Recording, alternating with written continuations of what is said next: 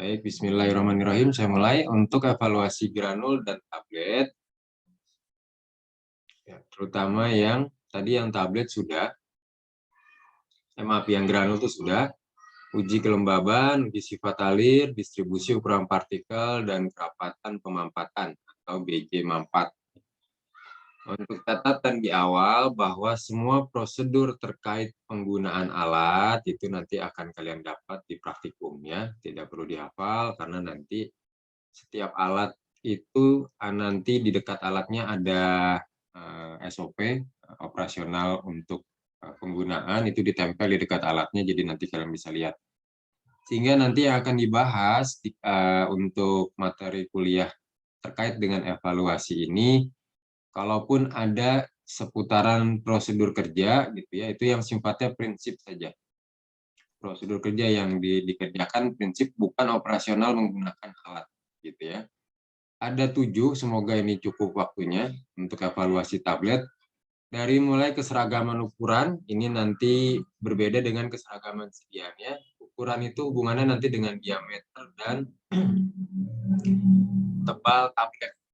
Kalau untuk keseragaman sedian itu ada 2, saya pernah singgung di pertemuan sebelumnya, yaitu keragaman bobot dan satu lagi keseragaman kandungan atau zat aktif. Lalu nanti ada uji kerapuhan, itu friabilitas dan fleksibilitas, ada uji kekerasan atau hardness, kemudian ada uji khas dari uji disolusi, dari uji tablet itu adalah uji disolusi, kemudian ada uji waktu hancur, dan yang terakhir organoleptis dan higroskopis. Nah, ini yang tidak termasuk di farmakope. Jadi nanti kalau kalian lihat di slide atau di buku ajar tidak ada referensi dari pustaka farmakope, itu berarti pengujiannya pengujian non farmakope ya, ada dijelaskan di buku ajar. Termasuk salah satunya yang ini. Terkait dengan uji disolusi, ini sebelum saya kelewat karena tidak saya cantumkan di slide. Memang ini salah satu uji yang menjadi kekhasan sediaan tablet, tapi tidak semua Mbak Mas ya, tidak semua tablet itu dilakukan uji disolusi. Uji disolusi ini berlaku untuk single atau satu zat aktif saja penetapan kadarnya. Jadi kalau di dalam satu tablet itu terdapat beberapa zat aktif, tetap penetapan kadarnya nanti itu dilakukan per satu zat aktif saja. Untuk zat aktifnya sendiri ini monografinya diatur di farmakope ya. Monografinya tidak bisa dibuat-buat sendiri. Nanti kita bisa lihat contohnya saya berikan. Hingga kesimpulannya apa? Ketika zat aktifnya tidak ada monografinya, pertama kalau kita cari FI tidak ada, kita harus kembali ke USP karena USP dan British Pharmacopoeia ini salah satu rujukan penyusunan dari FI. Jadi kalau kurang lengkap, FI-nya tidak ada, itu cari di induknya yaitu USP atau British Pharmacopoeia. Nah, kalau monografi zat aktifnya tidak ada di seluruh farmakope ini, itu berarti tidak perlu dilakukan uji disolusi. Contohnya apa sih? Yang sederhana gini, Mbak Mas. Ketika kita bicara tablet, di mana zat aktifnya adalah berupa ekstrak, ya ekstrak bahan alam, ini kan kita tidak bisa tahu zat aktifnya apa, karena yang namanya ekstrak itu beda dengan isolat ya. Kalau isolat kan berarti sudah single. Nah, di dalam ekstrak itu kita tidak tahu zat aktifnya apa saja. Nah, ini tidak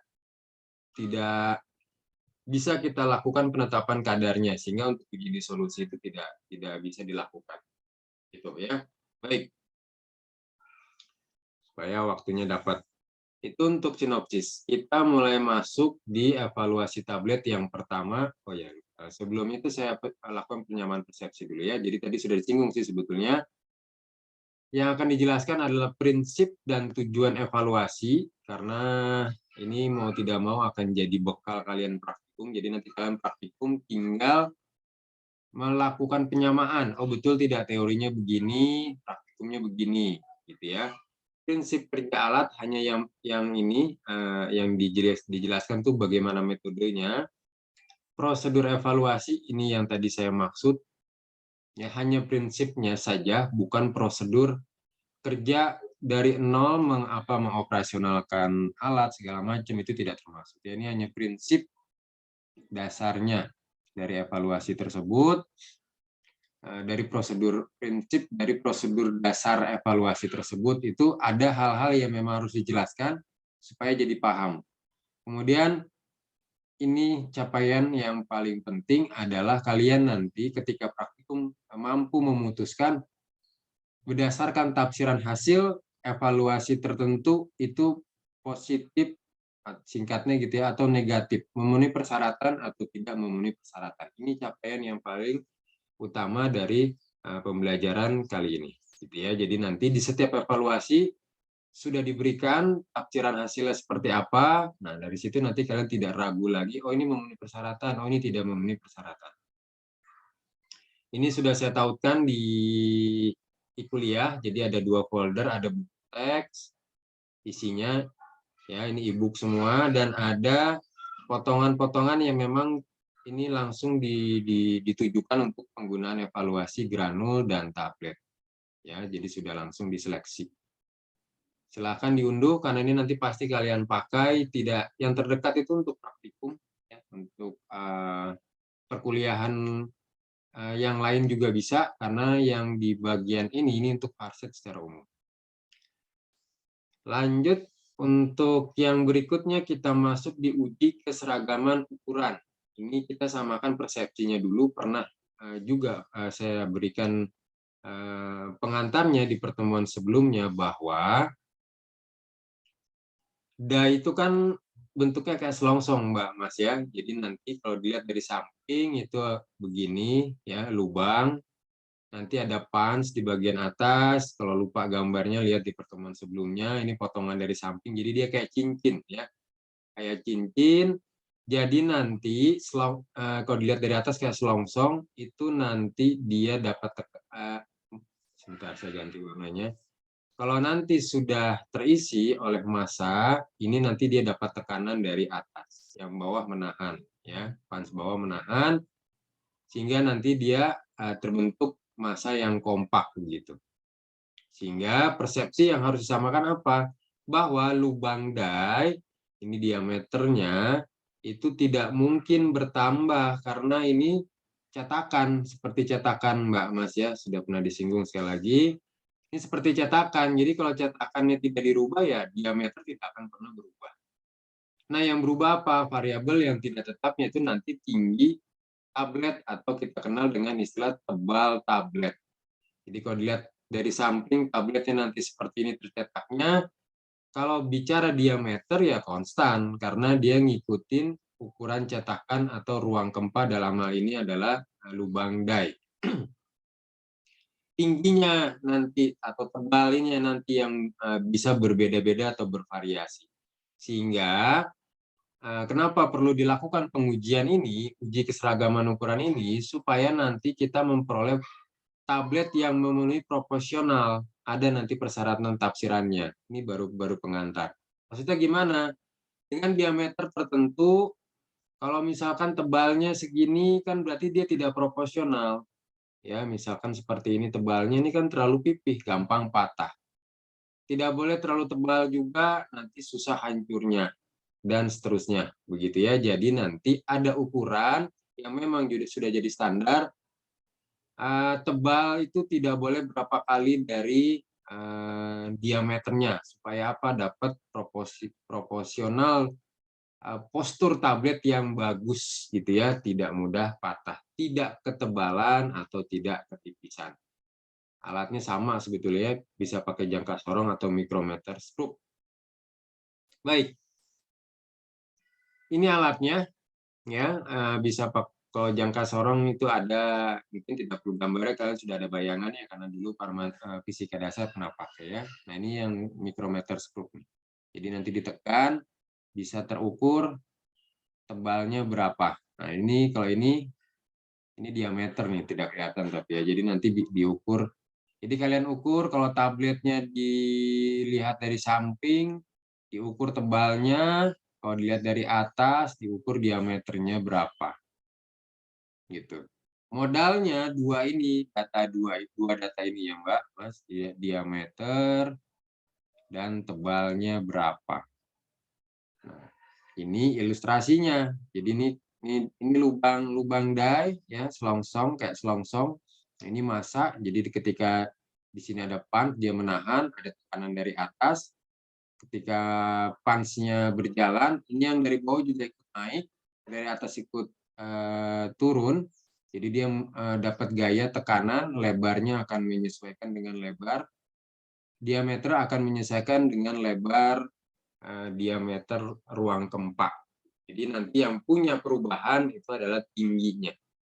Salah satu faktornya nanti adalah kemampuan siklus yang pertama, yaitu filling. Kan tablet cuma 3 ya siklusnya, saya tulis lagi. Ada filling, proses pengisian, ada proses compression, pemberian tekanan atau pencetakan, ada proses ejection atau pengeluaran tablet. Nah, ruang keempat terisi dengan baik atau tidak itu di siklus yang pertama, filling, pengisian. Siklus yang pertama itu nanti yang punya peran penting adalah glidan. Jangan lupa, talkum, bedak. Kalau di ejection itu kan nanti yang punya peran penting adalah anti-lengketnya tuh lubrikan. Ya, kalau ini adalah talkum, ini adalah MG Setiara contohnya. Baik. Bagaimana Pak kalau sudah punya data diameter dan tebal, tinggal sesuaikan dengan tafsiran hasilnya. Jadi yang dipersyaratkan adalah ketika tablet itu akan punya proporsi postur yang sesuai standar itu, diameter tidak boleh lebih besar sama dengan 3 kali, ini bahasanya bahasa baku ya, jadi cermati baik-baik, dan tidak boleh kurang sama dengan dari 1/3 tebal tablet. Ya, nanti diambil 20 tablet secara acak. Contoh, supaya paham. Diameter tidak boleh lebih besar sama dengan 3 kali dan tidak boleh lebih kecil 1/3 dari tebal tablet. Contoh diameternya adalah 1 cm, tebalnya adalah 0,5. Coba Mbak atau Mas siapa ya? Mbak Helen, ini memenuhi persyaratan tidak Mbak? Mbak Helen Katerina. Mbak Helen bisa dengar suara saya? Tidak memenuhi, Pak. Tidak memenuhi, kenapa?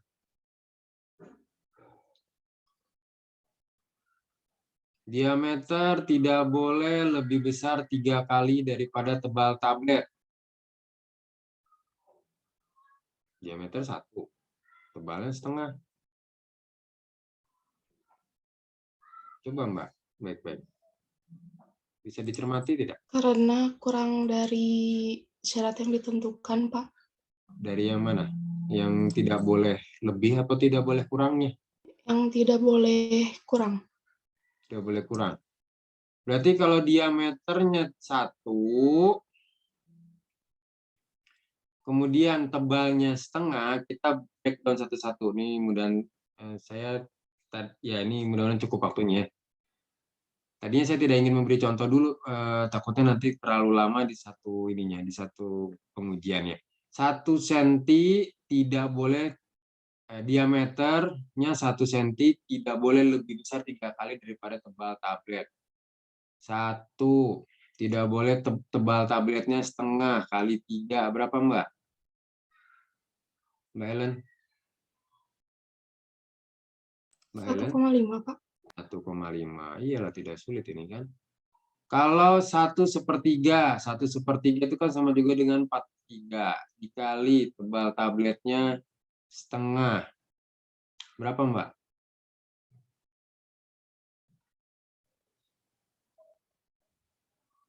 Coba pakai kalkulator kalau bingung. Yang lain juga ikut ngitung Mbak, Mas. 0,66, Pak. 0,66. Nah, ini patokannya, Mbak Mas ya. Jadi kan di sini nanti darinya adalah tebal tablet. Jadi kalian operasionalkan dulu. Oh, 1,5. Kalau 3 kalinya. Kalau 1/3 lebih kurangnya adalah 0,6.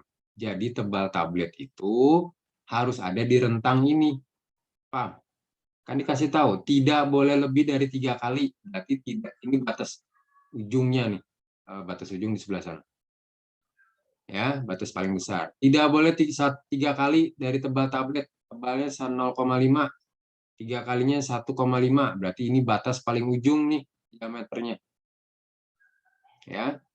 Yang batas paling sini berapa? 0,66. Ini rentang jadinya. Ya, tidak boleh keluar dari ke sana. Tidak boleh keluar dari sana. Batasnya bentok di sini. Berakhir di sini. Ya, jadi nanti diameternya harus ada di 2 rentang. Paham ya, Mbak Mas? Nanti kalau belum paham ulang lagi aja videonya. Baik. Kemudian uji keseragaman sedia nih yang lumayan panjang ya, lumayan panjang dan ini perlu pemahaman prinsip. Jadi saya minta izin loncat aja ya. Ini yang baru di Farmakope 6. Jadi nanti rujukannya bisa langsung lihat di Farmakope. Tadi saya sudah coba estimasi, kalau itu dijelaskan duluan itu waktunya habis. Uji kerapuhan ya. Uji kerapuhan itu nanti dalilnya kalian bisa ambil di USP karena di Farmakope tidak ada. USP-nya di USP 43 ini yang terbaru. Kalau USP itu setiap tahun ada ya. Kalau di kita kan belum tentu. Farmakope kita aja baru 6. USP sudah 43 Farmakope. Tinggal dihitung mundur aja kalau memang itu terbitannya setiap tahun. Nah, tablet variabilitas. Apa itu variabilitas? Variabil itu adalah rapuh. Ya, kalau bahasa ABG-nya fragile ya. Oh, saya rapuh. Jangan sakiti hati saya fragile gitu. Ya, itu rapuh, regas, mudah hancur. Kalau fragile itu lebih cocok ke bahan gelas-gelasan ya, pecah belah. Nah, kalau untuk material padat yang seperti tablet ini itu rapuh atau regas. Apa itu? Nah, terkait dengan ini kalian baca-baca aja sendiri ya. Saya tidak menjelaskan satu-satu dibaca, saya jelaskan yang sudah diberikan bold aja kata kunci. Jadi uji ini untuk apa, kerapuhan ini apa sih? Ini profil ketahanan tablet, Mbak Mas ya. Apa yang dilihat? Kerapuhan dan keterkikisan. Friksi itu gesekan, artinya nanti dia itu kalau ini tablet terkikis gitu ya, akibat gesekan atau aus. Kalau rapuh itu ya rapuh ya, patah rapuh tuh tidak di ujung pinggir terkikis gini ya. Jadi kalau terkikis itu lebih kepada permukaan yang paling ujung, kalau rapuh itu bisa tidak di bagian pinggir tapi bisa di bagian-bagian yang lain. Nah, bagaimana teknis untuk melihatnya itu nanti pakai rotasi mekanik. Jadi nanti masukin ke suatu drum, nanti dia diputar. Untuk melihat apa? Kalau yang variabilitas, ketahanan terhadap dia nanti dibanting. Ya. Kalau variabilitas itu nanti konsepnya dia dibanting, diangkat, dijatuhkan. Diangkat, dijatuhkan. Nah, jadi nanti rapuhnya itu tidak simetris, ya, tidak di pinggir.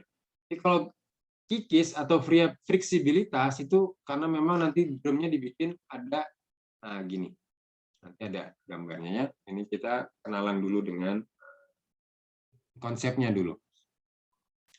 Nah, ini dilakukan untuk menguji tablet Kempa yang tidak bersalut ya, yang tidak bersalut catatan. Jadi kalau bersalut itu lihat lagi monografinya. Ini untuk yang dilakukan untuk tidak bersalut. Jadi jangan sampai kecelek ketika saya buat soal di ujian, saya kasih tahu itu tabletnya tablet salut begitu ya. Kemudian saya bawa kalian untuk digiring opini kalian ke pembahasan tentang uji kerapuhan. Padahal uji kerapuhan tidak dilakukan untuk sediaan tablet yang bersalut ya. Nah, ini juga walaupun effervescent dan tablet punya ini tidak disalut, nah ini tidak termasuk ya, tetap tidak dilakukan. Tujuannya ini untuk dijatuhkan kuat atau tidak, ini gesekan antar tablet atau pada saat nanti distribusi itu kan tablet dari ruang Kempanya di mana nanti didistribusikan di packagingnya di ruang yang mana, ini kan mereka akan saling bergesekan, berbenturan dengan conveyor. Conveyor itu jalur tablet yang apa, jalur itu kalau di salah satu supermarket tuh, kalau di kasa ya, di kasir, naruh barang-barang belanjanya, kemudian diinjek, nanti dia jalan, itu conveyor tuh ya, kayak yang gitu, kayak rel begitu, cuma dari karet gitu biasa. Nah, kalau ini dijatuhkan nanti pada saat dia dari ketinggian tertentu, itu adalah uji kerapuhan yang mencakup dua tadi. Nah, ini ada ketentuannya dari USP tadi ya. Pengujian ini hanya dilakukan sekali, lazimnya hanya sekali saja. Bagaimana faktor pertimbangannya? Jadi pertama, pastikan dulu berat satu tabletnya itu sama dengan atau lebih kecil dari 650. Jadi 650 ke sana yang kita bicarakan itu ya. Bobot tabletnya 600 mg ke sana per tabletnya nih. Untuk kondisi bobot tablet, jadi cara tahunya gimana? Ya tabletnya kita ambil, biasanya untuk mengetahui bobot rata-rata itu minimal kita ambil 10 tablet acak, atau yang bagus itu biasanya 20. Nanti kita bisa tahu, oh berarti nanti satu tablet rata-rata kurang dari 650 atau tidak. Nah, kalau misalkan ditemukan rata-ratanya dia kurang dari 650 mg per tablet, ya kita tidak perlu tetapkan berapa banyak tabletnya. Saya ulang, karena nanti agak-agak, kalau ini belum paham, agak-agak bingung nanti ketika masuk di poin nomor 2. Kalau bobotnya kurang dari 650 atau sama dengan dari 650 mg per tablet, kita tidak perlu perhatikan nih harus ngambil berapa tablet. Yang penting ambil, timbang tabletnya berapapun itu, kita coba. Sampai kapan? Sampai nanti analytical balance ini menunjukkan sedekat mungkin dengan 6.500 mg, berarti ya, kalau 6,5 gram itu 6.500. Nanti dapatnya 10 tablet, jadi malah 12 tablet, silakan. Yang penting dicari sedekat mungkin dengan ini. Itu kalau bobotnya 650 mg sama dengan atau ke bawah.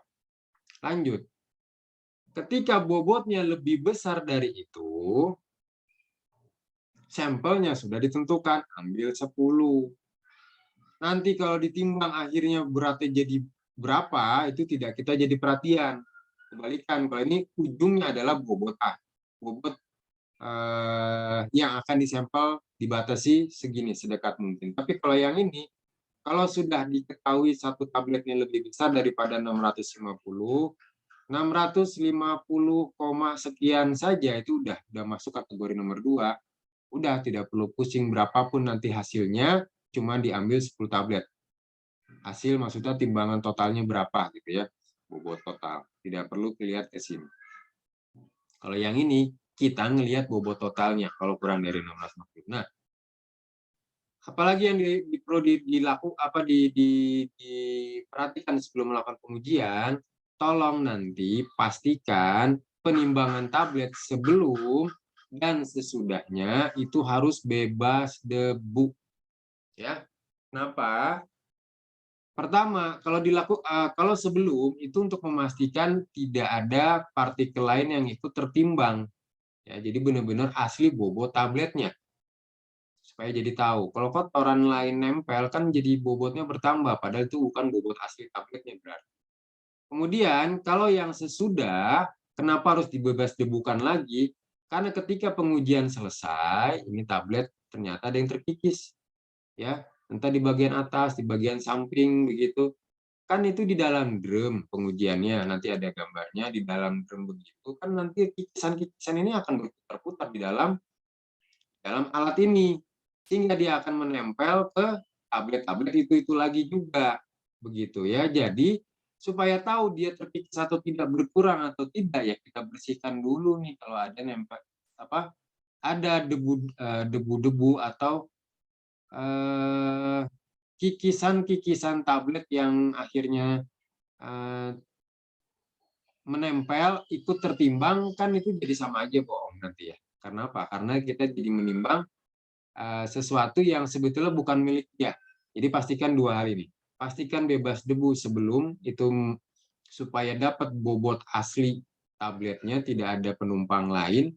Sesudah juga sama untuk mendapatkan bobot asli tablet.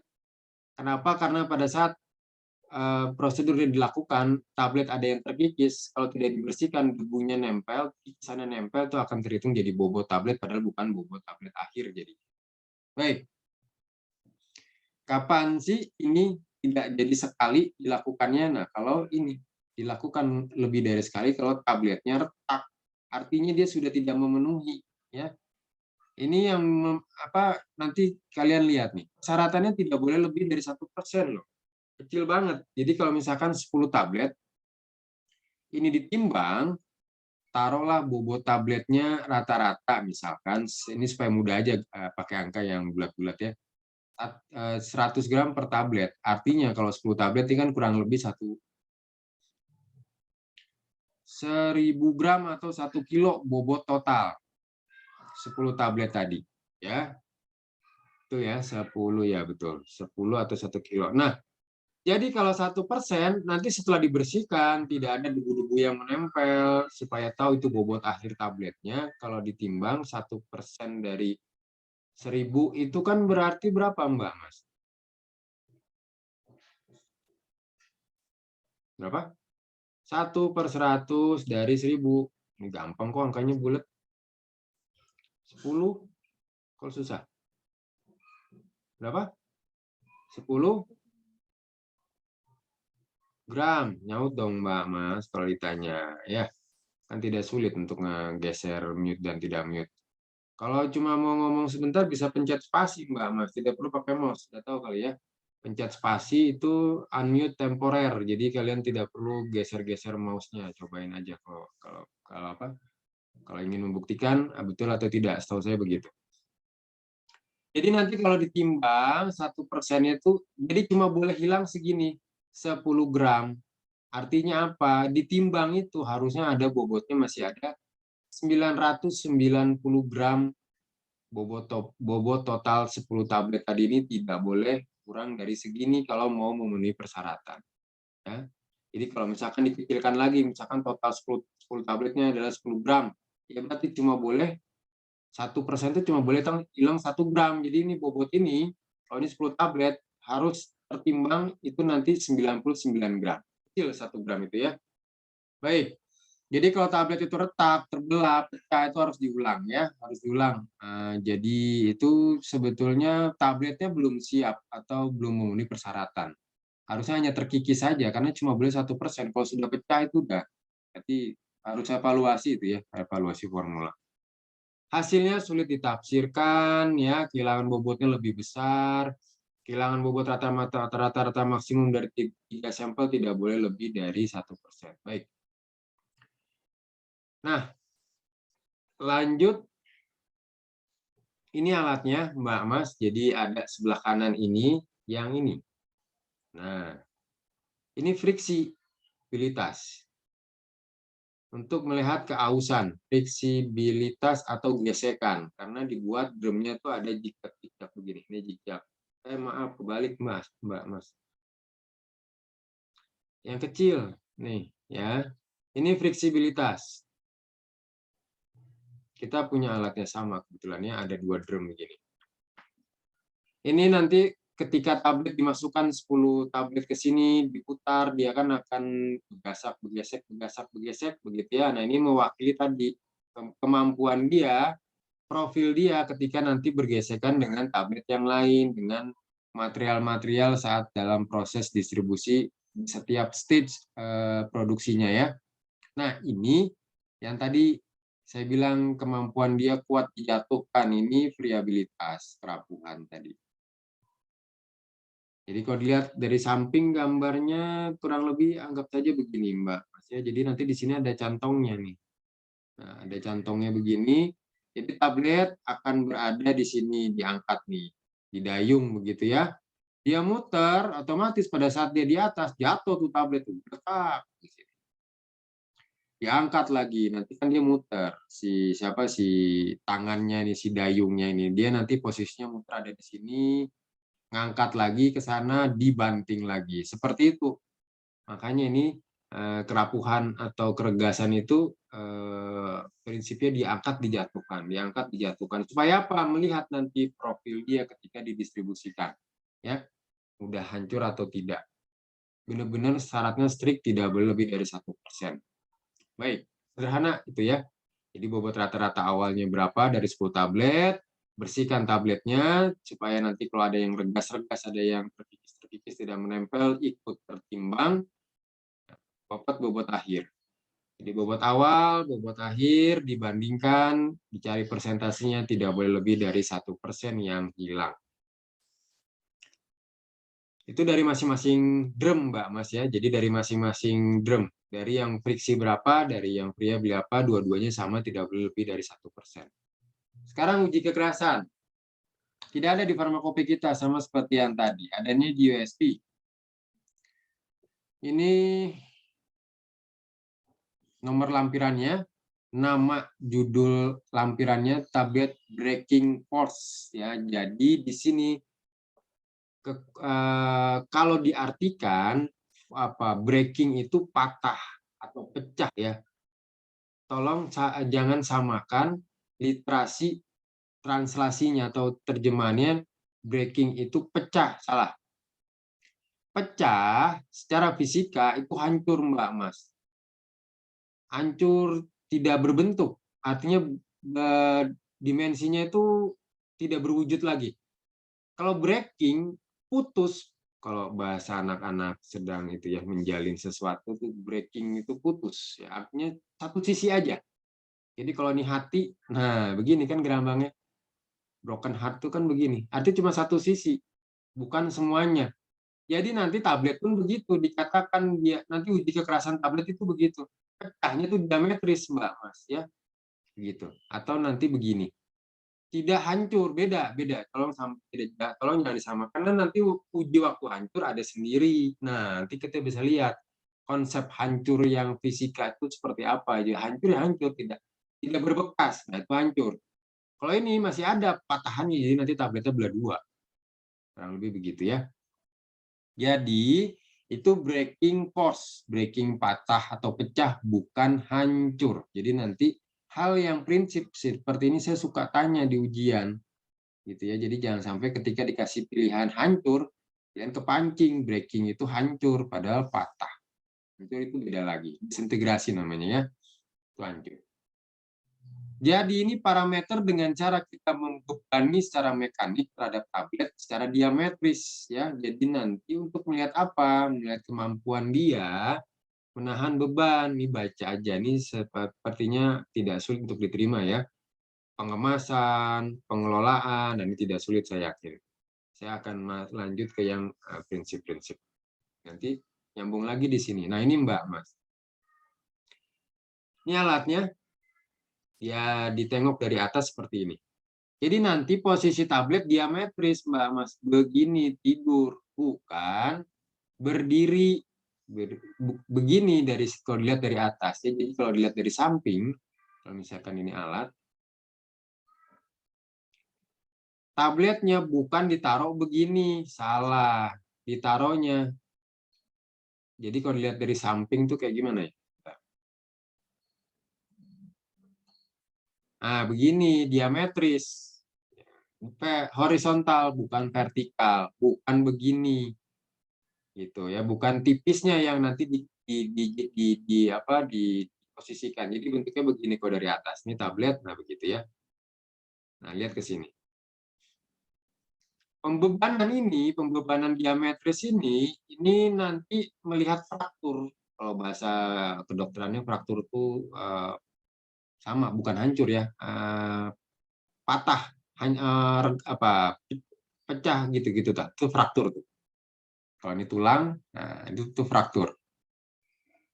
Nah, kalau misalkan kita lihat lagi secara mekanik, ini namanya Atlas tester ya.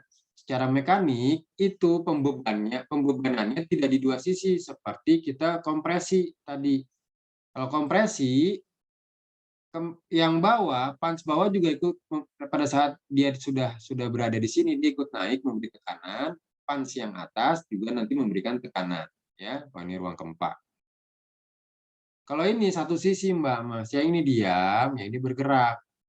Gitu maksud saya. Nah, kalian tinggal baca aja. Salah satunya bergerak. Dia akan memberikan gaya beban, gaya bobot gitu ya, karena nanti satuannya itu kilo per permukaan, luas permukaan.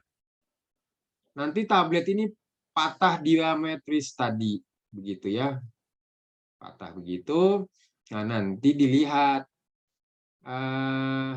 dari 20 tablet yang kita lakukan pengujiannya, dihitung rata-rata, dilihat nanti rata-ratanya.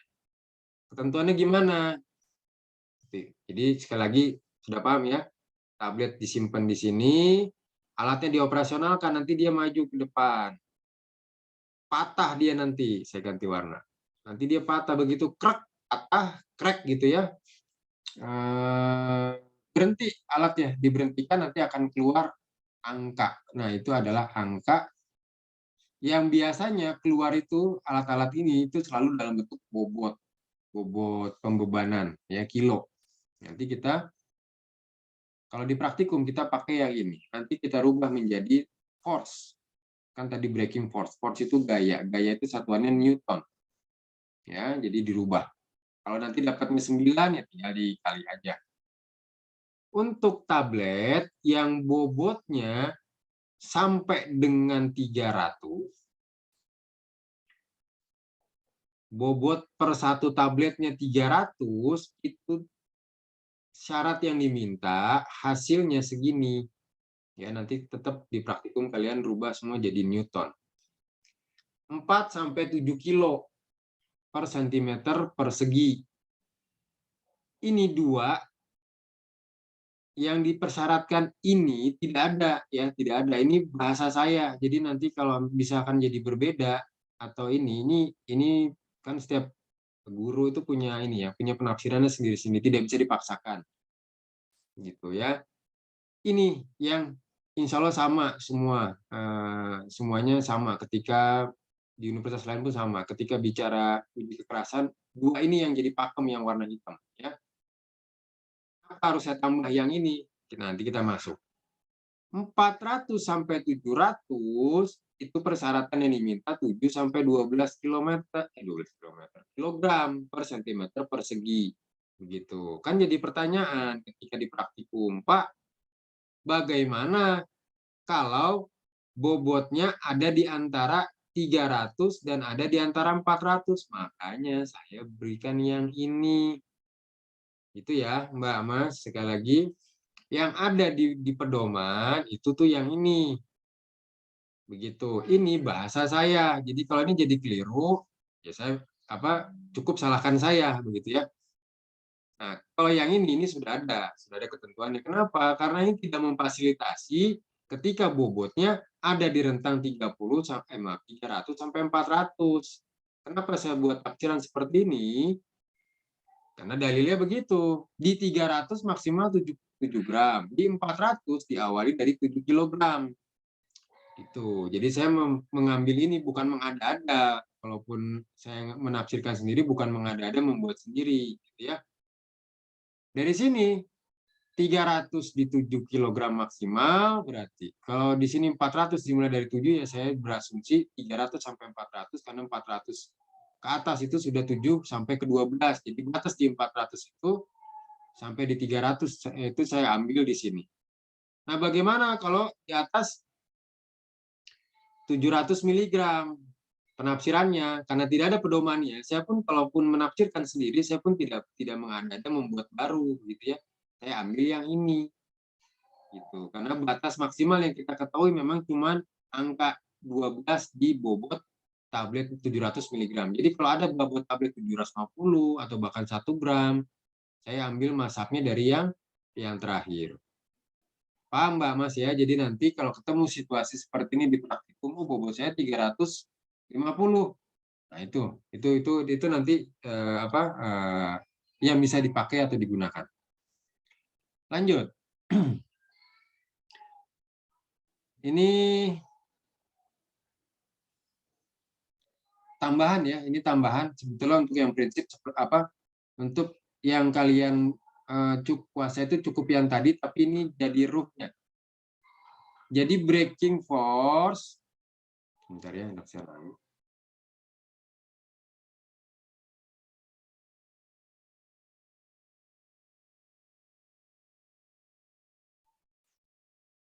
Ya, pembebanan mekanik bukan hancur, sehingga itu nanti yang lebih cocok itu bahasanya. Ini sendiri yang USB sendiri yang bilang ya, nanti ada bacaan di lampiran yang ini yang sudah saya berikan. Itu ada kata kutipnya dulu di awal. Change to read. Jadi ke depannya mereka USB sendiri pun bilang sebetulnya ketika bicara yang tadi ya pengujian yang tadi itu tidak cocok kalau diistilahkan dengan breaking force sebetulnya. Lebih cocoknya apa? Tensile strength. Ini tambahan. Apa itu tensile strength? Dijelaskan juga di USB tadi. Di sini masih di halaman yang sama, masih di lampiran yang sama. Apa itu? Kekuatan mekanik dari suatu material yang dikompakkan, jadi sangat-sangat pas banget kalau yang digunakan tensile strength dari segi definitif. Perhitungan secara geometris berupa gaya vertikal, melintasi diameter, bentuknya cakram atau seperti tablet pada umumnya ya. Jadi nanti ada tegangan horizontal, ada bagian yang diam, ini tablet, ada bagian yang bergerak, ya. Nah, nanti dia menekan ke sana secara diametris, nah, tegangannya horizontal, jadi tidak vertikal, tidak berbentuk begini, tapi disimpannya begini. Ya, tarik konstan sepanjang garis tengah tablet. Nah, itu perlu tahu ya, saya cantumkan ini karena kita perlu tahu di USB mengingatkan sebetulnya, jadi belum dihapus gitu ya, belum dihapus penggunaan ini. Istilah ini masih ada, tapi dikasih tahu supaya kita paham sebetulnya yang lebih cocok itu adalah tensile strength. Ya, tegangan tarik. Lanjut, untuk yang uji disolusi. Ini pernah dulu dilakukan di farmasi fisika, cuma memang tidak dalam bentuk tablet. Solusinya lebih kepada bentuk serbuk, kalau tidak salah dulu ya. Ini ada di USB kita sendiri, bukan ada di Pharmacope kita sendiri, bukan dari, tidak perlu ngambil dari USB. Walaupun mungkin ini dulu ambilnya juga dari USB ya. Ini yang perlu jadi penyamaan persepsi dulu, Mbak Mas ya. Bicara disolusi, dalam hal ini uji disolusi, karena nanti ini beririsan atau serupa tak sama lah. Jadi kalau salah konsep, jadi nanti ditangkapnya ini orangnya sama, padahal berbeda. Loncat dulu ke yang dulu pas Parvis ya. Kita pernah belajar yang namanya kelarutan adalah sejumlah mililiter pelarut yang mampu melarutkan 1 gram zat terlarut. Satuannya ini. Saya ulang lagi deh, mumpung ada di sini. Jadi kalau misalkan ini adalah wadah, untuk melihat kelarutan bagaimana? Masukkan saja materi padatan yang ingin kita uji. Ya, apakah tablet, apakah serbuk, tapi wajib bobotnya 1 gram. Serbuk sih biasanya ya, kalau bicara kelarutan. Zat aktif tunggal gitu. Kalau tablet itu kan sudah ada, serbuk aja ya. Tablet itu kan sudah ada komponen yang lain. 1 gram. Kemudian untuk menyatakan kelarutan bagaimana? Masukkan pelarut tertentu, dalam hal ini kalau tidak ada ketentuan lain adalah air. Sejumlah berapa? Sejumlah tidak ditentukan. Namanya sejumlah. Kalau ini ditentukan 1 gram. Kita tambahin berapa mili sejumlahnya itu. Seterusnya aja sampai 1 gram ini betul-betul larut sempurna. Nah, itu ingat lagi ya, itu kelarutan. 1 gram dimasukkan 10 mili, belum larut, tambah aja terus. Pas ditambah 100 mili larut, ya sudah berarti 1 gram per 100 mili. 1 gram ini baru bisa larut kalau saya kasih air 100 mili. Ini kelarutan. Ingat baik-baik lagi ya. Ini disolusi, bicara kelarutan juga betul. Tapi porsinya adalah laju. Yang namanya laju pasti satuannya per satuan waktu. Kan kalau bicara kecepatan itu pasti persatuannya waktu. Gitu ya. Mau bicara motor, kilometer per jam. Ini satuannya waktu. Ya. Stopwatch misalkan meter, mau dibuat meter per detik, ini juga sama. Yang penting yang namanya kecepatan pasti persatuannya adalah waktu. Atasnya nanti ngikutin nih jarak, apa bobot, begitu ya. Nah, kelarutan dalam hal ini disolusi, betul bicara melarutnya tertentu gitu ya.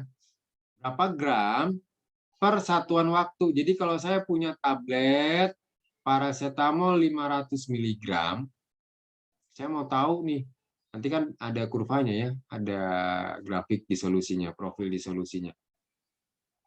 Menit pertama, 10 menit, tergantung waktu samplingnya nanti, 10 menit, 15 menit, misalkan 30, 1 jam, nanti diikuti terus sampai terbentuk titik profilnya. Kita lihat di 10 menit pertama berapa dia larut, berapa gram. 15 menit atau mau langsung loncat karena dia pelepasannya termasuk yang lama, bisa langsung loncat, itu sah-sah saja ya. Kalau kelarutannya cepat bisa dibuat lebih dekat per 5 menit. Kalau dia kelarutannya lama, suka larut di dalam air, bisa dibuat jauh-jauh karena dibuat per 5 menit belum terlalu banyak berubah bisa. Jadi untuk waktu sampling itu bisa di-adjust saja. Yang penting kita paham bahwa disolusi itu melihat persatuan waktu berapa gram zat aktif yang larut atau lepas, gitu ya. Yang bagus itu yang cepat. Apa faktor dalil kita untuk menetapkan dia memenuhi persyaratan atau tidak? Itu diatur masing-masing monografi oleh zat aktif. Belum ke sana, untuk tujuan itu kalian silakan baca saja ya. Yang pasti itu untuk memenuhi persyaratan yang diatur oleh monografinya masing-masing. Beda-beda Mbak Mas. Kamu lihat paracetamol beda, CTM beda monografinya. Jadi tidak bisa nanti kamu punya monografi CTM, kamu pakai untuk paracetamol, tidak boleh. Ya, harus sendiri-sendiri. Prinsipnya apa? Nah ini pertama, banyaknya satuan dosis, apakah satu tablet, satu kapsul, atau sejumlah nanti yang kita bicarakan ini ditentukan berikutnya. Biasanya ini untuk tablet-tablet yang zat aktifnya kecil, ya. Kayak misalkan CTM itu dosisnya cuma 4 mg, bobot tabletnya biasanya cuma berapa ya? Kurang dari 100 mg lah, saya takut salah. Pokoknya ringan sekali, kecil ya. Kayaknya malah kurang dari 50 mg deh. Nah ini kalau misalkan tabletnya, uji disolusi tabletnya satu tablet, ini bisa kecil, bisa tidak terbaca Mbak Mas ya, karena terlalu kecil. Nah biasanya ini langsung ketika diuji, pakai sejumlah, biasanya 6 tablet sekaligus langsung dimasukkan ke dalam satu labu. Kenapa? Karena kalau cuma satu tablet, satu labu, kecil sekali, tidak terbaca. Nah, ini yang sejumlah tertentu tuh maksudnya itu. Nanti ada penafsiran hasil yang berbeda antara kita menggunakan satu labu, satu tablet dengan satu labu dengan sejumlah tertentu, itu ada beda tabel penafsirannya. Ya, yang pertama itu prinsipnya kita menentukan unit sediaannya berapa banyak per labu, tipenya tipe apa. Nanti ada keterangan di sini bila dinyatakan dia tablet salut enterik, uji disolusinya tidak setara dengan, tidak secara khusus dinyatakan sebagai uji pas ini bla bla bla bla. Ini maksudnya apa sih? Ini ada di farmakopeia. Saya jelasin. Jadi kalau misalkan nanti tabletnya adalah tablet salut enterik, ya tablet salut enterik, akan dilakukan uji disolusi dan uji waktu hancurnya tidak secara khusus dinyatakan itu adalah uji sediaan lepas tunda dalam monografinya ya. Tidak ada nih secara khusus salut enterik ini tidak ditulis secara khusus kalau dia nanti mengikuti monografi sediaan lepas tunda. Apa yang kita lakukan? prosedur dan interpretasinya itu kita pakai yang lepas tunda. Ulang, tablet salut enterik ya yang dilakukan uji disolusi dan uji waktu hancurnya tidak dikasih tahu di monografinya, tidak dinyatakan secara khusus dia lepas tunda. Kemudian bagaimana prosedur dan interpretasinya? Pakai yang sediaan lepas tunda. Dia masuk ke sana. Paham ya? Baik. Ini uji disolusi yang wajib kalian ketahui. Uji disolusi aparatusnya itu banyak ya. Aparatusnya itu bisa sampai 8 atau 9. Nah, ini yang wajib diketahui oleh kalian. Tipe 1, tipe 2. Sering ketukar di ujian. Tipe 1 yang dayung, tipe 2 yang keranjang. Jangan terbalik. Kalau ini mah betul-betul harus dihafal ya. Tipe 1 itu nanti sampelnya taruh di sini. Nanti tinggal menyesuaikan berarti untuk sampel-sampel yang ketentuannya harus dikurung itu seperti kapsul. Tidak mungkin kapsul tidak dikurung. Nanti dia ada di sini. Kapsulnya ngambang ya. Nah, itu disesuaikan. Kita bisa analogikan secara sederhana kok. Kalau misalkan basket, oh berarti ini dia memang sengaja dipilih sebab zat aktif sediaannya itu kalau tidak dikurung, tidak di penjara, dia ngambang atau tidak berada di siklus ini, tidak berada di siklus putaran. Ya. Nah, untuk yang berat-berat tenggelam, itu tablet umumnya itu berada tidak perlu pakai yang basket di bawah. Karena dia tenggelam dan dia nanti akan berada di ruang putaran motor ini. Kan ini pusarannya nanti ada di bawah.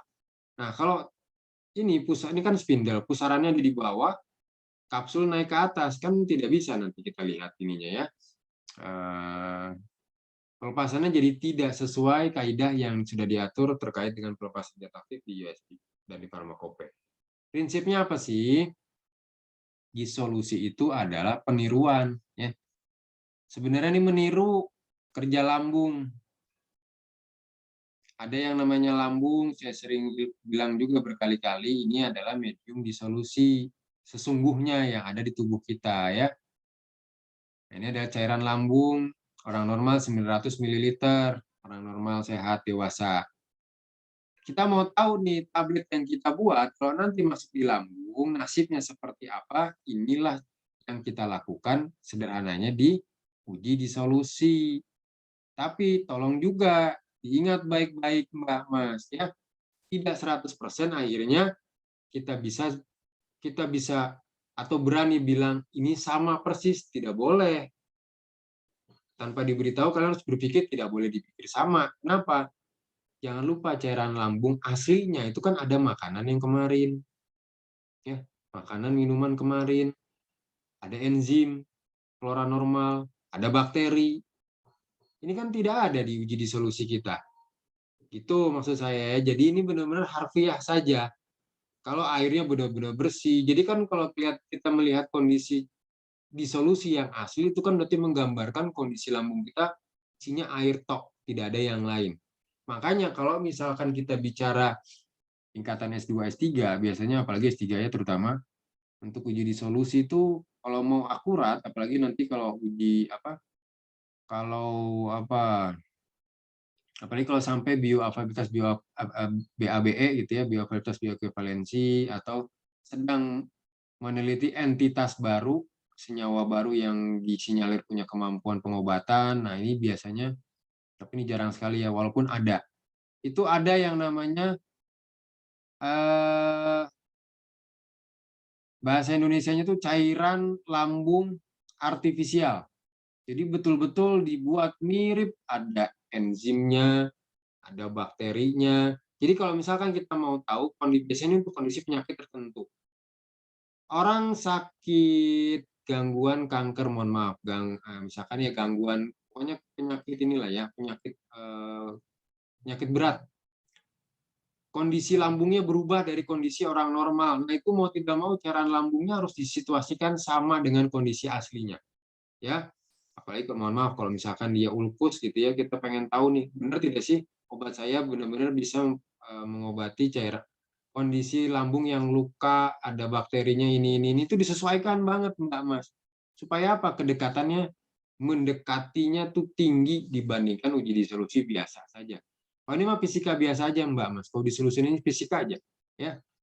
Tidak sampai ke kimia, tidak sampai ke biologi. Tapi kalau dibuat seperti ini, disesuaikan dengan kondisi penyakit, yaitu apa? Di dalam lambung, kondisi orang lambung, kondisi cairan lambung orang yang sedang sakit itu apa saja kondisinya disesuaikan, disamakan, nah itu bisa. Bisa itu yang dilakukan maksudnya ya untuk kondisi seperti itu. Kalau Mas Fadil rambutnya gondrong apa pendek sih, Mas? Mas Fadil Ridho rambutnya gondrong, Mas? Itu diikat rambutnya, Mas? Hadir Pak, pendek Pak. Pendek. Enggak diikat itu ya? Enggak. Ya. Coba lihat ke belakang, Mas. Miring. Baru dicukur Pak. Coba. Itu diikat tuh, Mas. Foto, Mas ya? Ya, baru dicukur Pak. Iya, tapi itu di belakang ada kuncirnya tuh, Mas. Iya Pak, disisain sedikit. Ya. Dirapin, Mas ya? Ya, biar kita laki-laki seperti laki-laki aja, tidak perlu nguncir-nguncir rambut seperti wanita. Mohon maaf, itu tanda-tanda akhir zaman. Ya, kita laki-laki aja, kita jadi laki-laki aja, tidak perlu ngikut-ngikut gaya wanita. Baik, lanjut. Ya, makasih Mas Fadil ya. Nah, itu istilah, bukan istilah ya, itu filosofinya kita melakukan uji disolusi. Ya, baik. Jadi jangan, sekali lagi, jangan disama persiskan, apalagi 100% ini mirip dengan kondisi lambung. Ya, itu maksud saya, jangan sampai berpikiran ke sana. Nah, apa saja yang nanti dijadikan parameter di monografi itu adalah medianya apa, berapa volumenya, suhunya berapa, tipe alatnya yang mana, kecepatannya berapa, batas waktu pengujian berapa, bahkan sampai etiketnya kadar zat aktifnya berapa.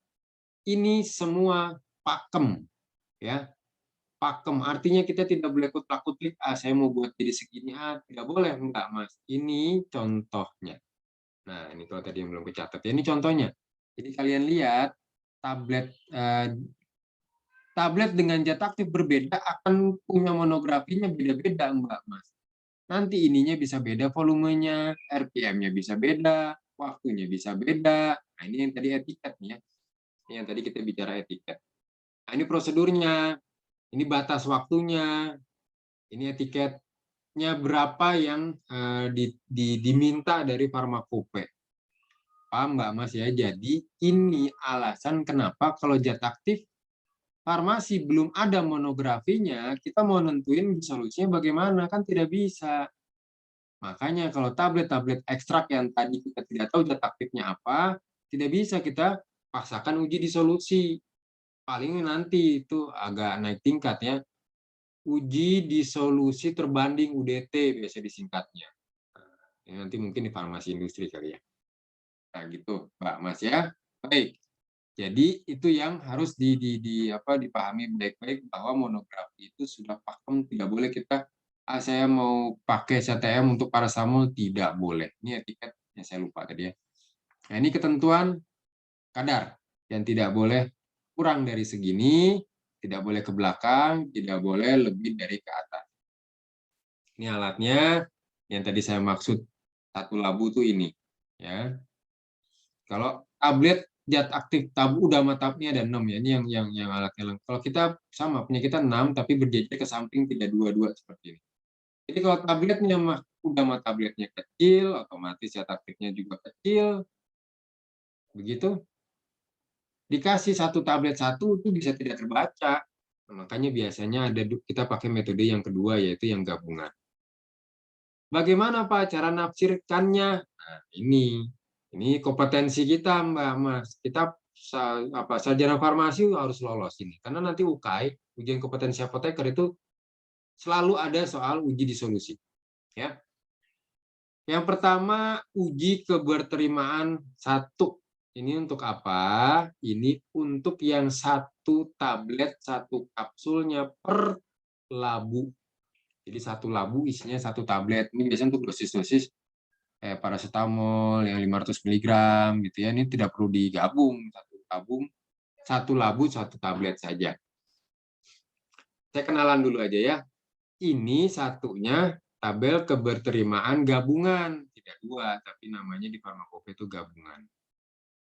Ini yang tadi saya bilang kalau tabletnya terlalu kecil, penetapan kadarnya sulit, kita pakai 6 tablet atau 6 kapsul untuk satu labuknya.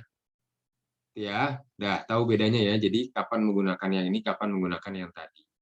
Baik, kalau kondisinya normal, satu tablet satu labu, penafsiran hasilnya juga tidak jauh berbeda dengan yang tadi. Tafsirnya bagaimana?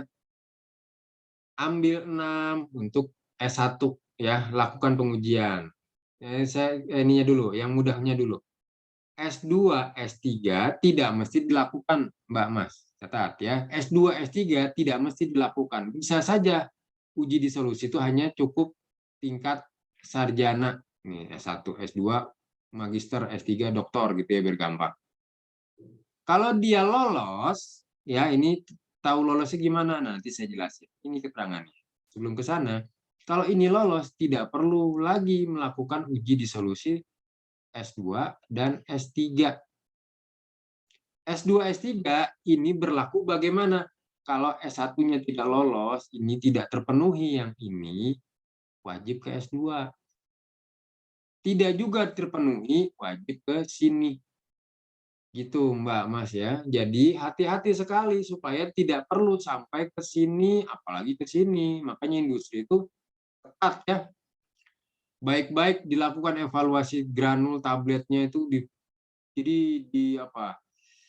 Jangan sampai uji disolusi itu harus berlipat-lipat S2 ke S3 gitu. Cukup berhenti di S1. Nah, itu berarti tablet juga bisa langsung di itu sebenarnya. Tablet bisa langsung dikatakan bagus kalau dia cukup berhenti di S1 saja. Nah, saya kasih bagaimana cara nafsirannya. Jadi itu paham ya? S2, S3 ini tidak wajib dilakukan.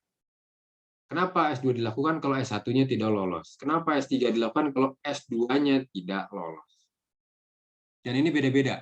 S1 6 tablet, S2 6 tablet, S3 12 tablet. Jadi kalau dia sampai S3, total tablet yang dia gunakan untuk pengujian 24 tablet. Gitu ya. Kalau sampai di sini berarti totalnya 12 tablet. Kalau di sini ya berarti cuma 6 tablet. Itu nanti akan mempengaruhi proses perhitungan bobot rata-rata. Nah, ini sudah ya 3 tahap kecuali hasil pengujian memenuhi tahap S1 ataupun S2 ya. 3 tahap itu kalau tidak perlu dilakukan. Jadi kalau misalkan S1, S2-nya sudah terpenuhi ya sudah berhenti saja sampai di situ. Apa itu harga Q? Kan di sini ada harga Q, Mbak Mas ya. Nah, ini di sini ada Q. Di sini ada Q. Di sini ada Q. Nah, satu-satu dulu. Taunya dari mana? Ya, balik lagi deh. Nah, ini ya. Lihat Mbak, Mas.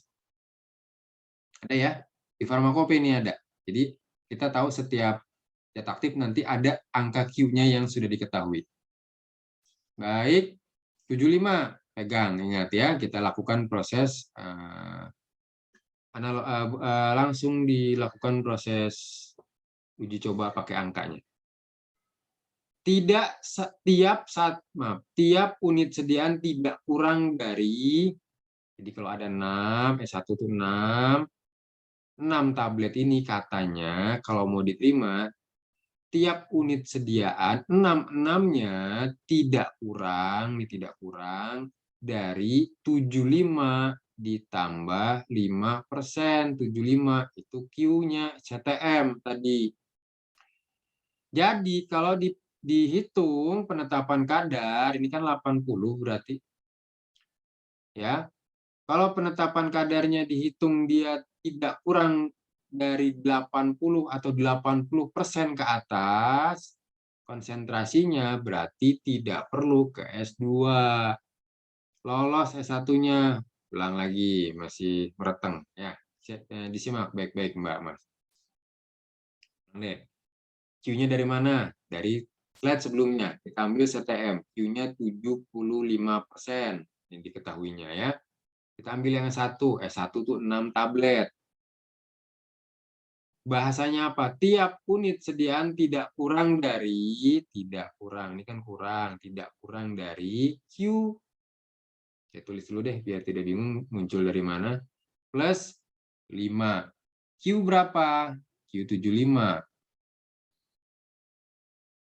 Jadi total berapa? 80%. Sekali lagi, Q ini mengikuti monografi, Mbak Mas ya. Ini mengikuti monografi. Beda-beda. Yang dihafal itu jadi ketetapan gitu maksud saya. Nah, 80 inilah angka keberterimaannya. Jadi nanti 6 tablet ini kan kita melakukan uji solusi, itu kan kita melakukan proses penetapan kadar. Jadi pasti nanti ada kurva kalibrasi. Kalau saat ini ya, saat melakukan uji disolusi ada kurva kalibrasi sehingga data absorbansi itu dirubah menjadi data konsentrasi. Itu, nih belajar lagi di Farpi saya karena tidak ada waktu untuk menjelaskan ke sana. Jadi kita akan punya data konsentrasi dalam bentuk persen 6 tablet ini bagaimana? Tidak boleh tidak boleh satu unit saja sekalipun yang kurang dari 80%. Harus 80% ke atas. Lolos S1. Paham ya? 6-6-nya tidak boleh ada satupun yang di bawah 60. Ternyata ada satu tablet yang penetapan kadarnya ada 75%, tidak lolos. Gitu ya, 5-nya lolos, 1 tidak lolos, berarti harus ke S2. Apa yang dilakukan di S2? Ambil lagi 6. Jadi total kan 12 nih, ya. Ini 12. Kalau sampai ke sini 24, makanya di sini angka ini muncul nih. Itu Mbak Mas. Jadi rata-rata 12 tablet, S1 tadi sudah ambil 6, S2 juga 6, jadi nanti dibobot rata-rata bukan bobot rata-rata, rata-rata dari penetapan kadarnya ke 12 yang tadi, ya S1, S2 tadi. Maaf. Bahasanya begini. Sama dengan atau lebih besar dari Q. Yang pertama, kita bicara S2 ya. 12 yang tadi dijumlah, ya jadi kalau ada 6 tablet, dibobot rata-ratakan persen konsentrasinya begitu, sama dengan atau lebih besar dari Q. Q-nya dihapus. Q-nya 75%. Berarti Q-nya 75 atau lebih besar dari Q. Ya sudah, tulisannya jadi mana? Bentar.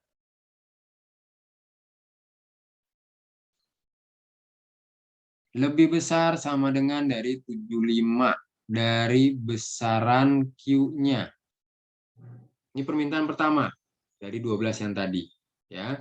S1 dan S2. Yang kedua, tidak satu pun unit yang lebih kecil dari Q diambil 15. Q-nya 75 diambil 15. Hasilnya 60%. Gitu ya. Kalau yang tadi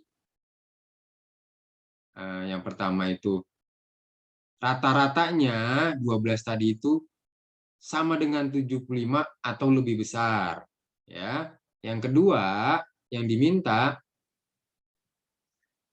nih kata kuncinya, tidak satu unit. Jadi dari 12 tidak boleh ada satu saja yang lebih kecil dari ini, nggak boleh. Ada dari 12 tadi ternyata 59, gagal Mbak Mas. Ya, ke S3 kalau kayak gitu. Tapi kalau lolos, ininya lolos, 12 tabletnya semua 75 ke atas.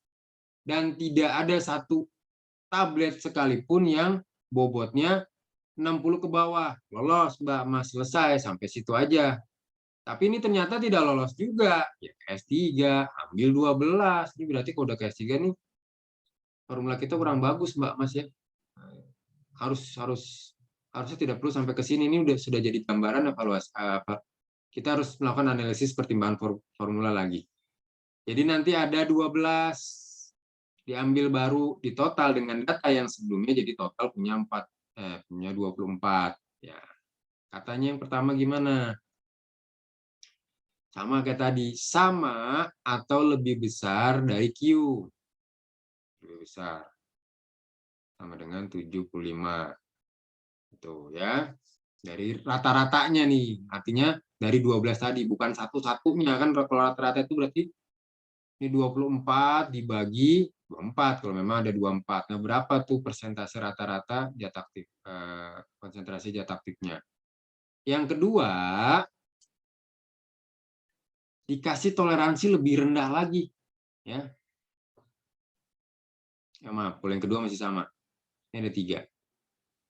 Tidak lebih 2 unit yang lebih kecil dari Q15, langsung aja ya, Q adalah 75. Berarti yang nomor 2, Q15, berarti 60, yang sama kayak yang tadi. Tidak satu yang lebih kecil dari Q-25. 75 diambil 25, 250. Ini yang kedua. Maaf, yang ketiga. Ya, angka ini dulu kenali. Angka ini muncul dari sini. Angka ini muncul dari sini. Ya. Nah, kalau sudah, kita bahasakan lagi. Untuk yang nomor 2, permintaannya tidak lebih dari 2 unit. Ya, jadi dari 24 tidak boleh ada 2 tablet yang lebih kecil dari segini. Ada 24. Ya, ada 2 tablet yang lebih kecil dari sini, sudah, Mbak. Kalau sudah S3 gagal, berarti formulanya gagal, disolusinya gagal, tidak lolos uji disolusi. Begitu ya, ini sudah batas toleransi yang paling ujung. Yang ketiga, lebih ini lagi ya, kasih toleransi lebih rendah lagi. Tidak ada satupun yang lebih kecil dari 50. Jangan ada satu tablet pun yang dari 24 tiba-tiba ada satu, tiba-tiba bobotnya 49%, bukan bobot, ya konsentrasi. Nah, udah, ini tidak lolos ya. Jadi dikatakan lolos S3, ininya lolos, ininya lolos, ininya lolos. Salah satu tidak lolos, S3 tidak lolos. Begitu ya. Jadi saya ulang, dari 24 tadi, bobot konsentrasi rata-ratanya lebih besar dari 75, lolos. Oke. Lihat, minta lagi. Lihat lagi permintaan keduanya. Tidak lebih dari 2 unit, itu yang nanti di bawah 50. Maaf, di bawah 60. Tidak boleh ada satupun yang di bawah 50. Jadi, ini tidak boleh lebih dari 2, ini tidak boleh satupun. Ya, paham? Oke. Kalau sudah, kalau masih belum paham, nanti silakan diputar kembali ya. Nah, ini tadi harga Q itu sudah kita langsung aplikasikan malah ya, ini definisi saja. Untuk yang uji disolusi yang terakhir, kalau digunakannya gabungan, sampelnya terlalu kecil, ya, sehingga harus satu labunya lebih dari 1, biasanya 6. Ini Q-nya beda. Saya loncat deh, masih ingat tidak tadi itu? Jadi Q-nya berapa? 5 untuk S1. Kalau untuk gabungan, 10 yang S1 ya. Sisanya penafsiran sama Mbak Mas ya, karena kita masih ada 3 evaluasi lagi yang belum dibahas. Terutama yang tadi yang saya lewat di awal, keseragaman sediaan. Ini dilihat rata-ratanya dari 6 tadi tidak boleh kurang dari segini, berarti 85. Kenapa? Karena Q-nya 75. Rata-rata jumlah zat terlarut S1 S2-nya berarti totalnya 12, sama kayak tadi walaupun tidak ditulis. Sama atau lebih besar ya dari 75 tambah 5 80. 12-12-nya ini ya rata-ratanya. Nah, rata-rata jumlah zat yang terlarut S1, S2, S3 berarti total 24, itu sama atau lebih besar dari Q, 75. 85, 80, 75. Jadi selalu kalau yang namanya toleransi pasti ke bawah tuh makin ringan. Ini diringanin loh. Paling ke sini paling kecil 75. Ya, karena kalau persyaratan awal, screening awal diminta 85. Tidak lolos 85, oke lah dikasih keringanan. Carilah 80. Tidak lolos juga 75, udah terakhir ini. Gitu ya. Baik. Sama kayak yang tadi juga kalau kita perhatikan ini supaya sama kayak tadi ya. Ini berapa tadi? 80. Ini berapa? Berapa? 75 diambil 15? 60 toleransinya. Ini sama 60. Yang terakhir ini 50. Jadi toleransi itu selalu meringan gitu ya, meringankan. Jadi kalau sampai diringankan sekali belum bisa ya berarti tidak lolos. Setelah itu uji waktu hancur, ini desintegrasi ya. Uji waktu hancur, ini maaf kan di atas ini belum kehapus. Ya tidak perlu dilihat yang bagian atas, ini sebetulnya untuk mengingatkan kembali bahasa breaking force itu tidak cocok tadi ya. Uji ini hanya dilakukan untuk tablet keempat tidak bersalut, uji waktu hancur ya, mirip dengan uji disolusi, tujuannya melihat batas waktu hancur yang ditetapkan itu sesuai monografi itu terpenuhi atau tidak. Kecuali kalau tablet tadi dinyatakan untuk tablet isap, punya pelepasan modifikasi itu beda lagi ya, tidak bisa mengikuti ketentuan umum. Berapa sih, saya loncat sedikit, ketentuan umum berapa sih waktu hancur yang ideal itu 10-15 menit. Ini hampir berlaku untuk semua tablet tidak bersalut, tablet konvensional ya, bukan tablet khusus hisap, punya atau memang apalagi tablet yang memang dimodifikasi dengan pelepasan tertentu, itu tidak bisa disamakan. Contoh misalkan ada tablet time release, dia mau lepasnya sehari 3, karena dia ingin menggabung 3 unit dosis yang dipakai sehari, dibikin jadi 1. Nah, ini kan pasti tidak bisa obat yang ini hancur 15 menit, ini harus nanti setelah yang ini larut. Nah, itu maksudnya. Ya, karena ada sekarang sudah banyak metode-metode tablet yang modifikasi supaya pelepasannya diperlama, diperlambat, targeted. Nah, itu tidak bisa berlaku sama. Yang ideal 10, batas normal paling ujung biasanya 15 menit untuk waktu hancur tablet konvensional. Catatannya, uji waktu hancur tidak boleh nanti kalian nyatakan sebagai sediaan itu terlarut sempurna, belum.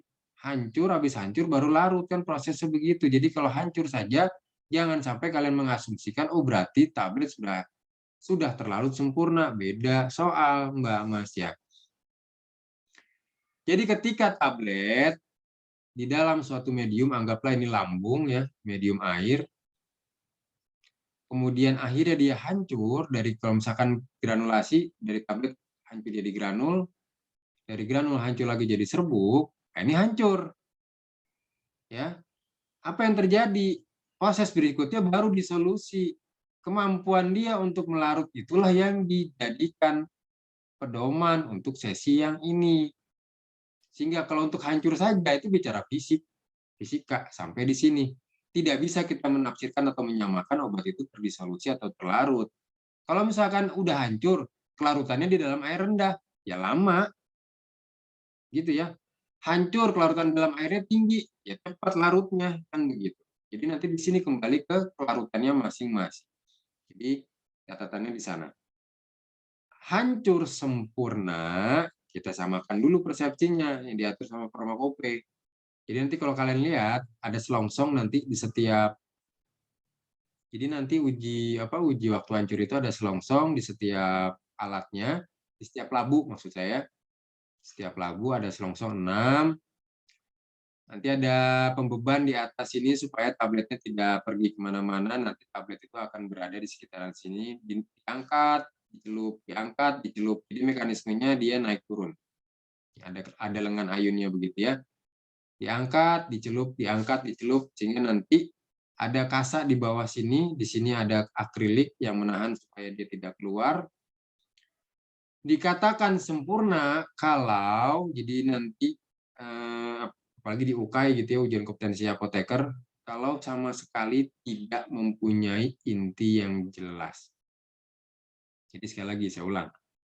Kalian nanti akan menemukan kondisi kok kayak masih ada ini ya, masih ada serpi apa, jadi tablet tiba-tiba masih ada segini bongkahan gitu, yang lain udah tidak ada, hancur karena ini kan medium kanan kirinya air.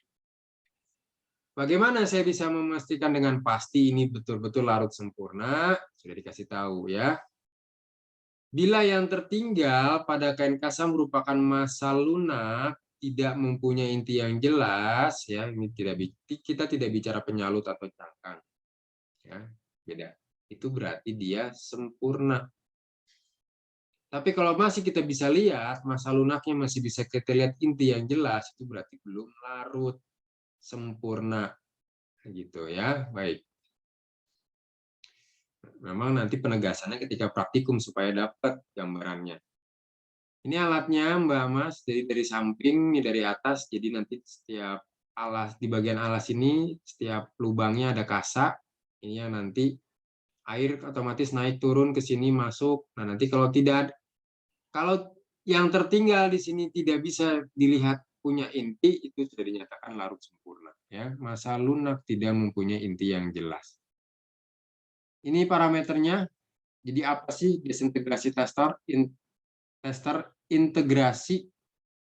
Integrasi itu kan penggabungan ya. Penggabungan integral gitu. Integrasi itu tergabung. Kalau des berarti yang gabung-gabung tadi dilepas. Jadi bahasa lain dari hancur itu adalah desintegrasi. Ya. Meniru kondisi lambung mirip kayak disolusi. Ya, bedanya apa? Bedanya tidak selengkap disolusi sampai medianya, suhunya, volumenya, RPM-nya, tipe alatnya tidak sampai ke sana. Jadi nanti yang diwakilkan apa? Hanya suhu dan gerakan peristaltik berupa apa? Berupa nanti ini nanti dinaik turun, ada lengan ayunnya gitu. Diangkat, dicelup, diangkat, dicelup. Nah, itu maksudnya itu gerakan peristaltik di lambung. Diwakilkan oleh naik turunnya tadi. Ada suhu, ya, ada gerakan mekanik naik turun. Nah, ini yang mewakilkan gerakan peristaltik. Batas waktu umumnya itu 15. Kalau lebih dari 15, waktu hancur ya tidak memenuhi persyaratan gitu, Mbak Mas. Ya. Berarti buruk, terlalu keras. Ya, formula nanti banyak aspek yang bisa dikorelasikan terkait dengan hasil desintegrasi buruk. Itu yang paling dekat adalah hardness, kekerasannya. Kurang juga berarti penghancurnya. Ya, desintegrator di dalam formulanya kurang karena memang masih suka larutnya. Tekanan pengempaan terlalu kuat juga bisa, banyak aspek Mbak ya. Nah, semua tablet harus hancur sempurna. Ada catatan di sini mirip-mirip kayak disolusi. Ya, penafsiran hasil. Nah, ini. Jangan lihat yang bawah dulu. Bila ada 1 atau 2 tablet tidak hancur sempurna, tadi masih meninggalkan sisa yang inti masih ada kelihatan intinya gitu ya kan, tadi satu selongsongnya ada 6 nih Mbak.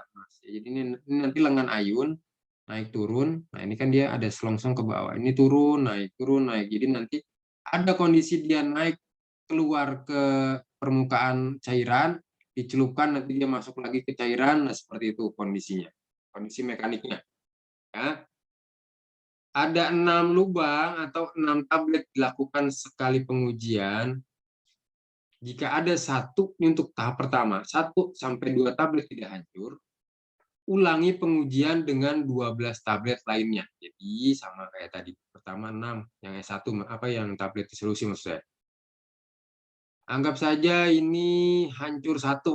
Kan kalau S1 tadi yang disolusi, hancur 1 pakai 6. Dari 6 ini ada 1 2 ya, 1 aja tidak boleh. Apalagi 2. Tidak hancur nih. Berarti kita langsung kalau ini mah loncat H2, H3. 6, tapi bedanya apa? 6. Yang ini bukan 12. Langsung lakukan 2 siklus tambahan. Ya, 2 siklus tambahan. Jadi nanti kalau di total semuanya ada 18 atau 3 siklus. Saya ulang.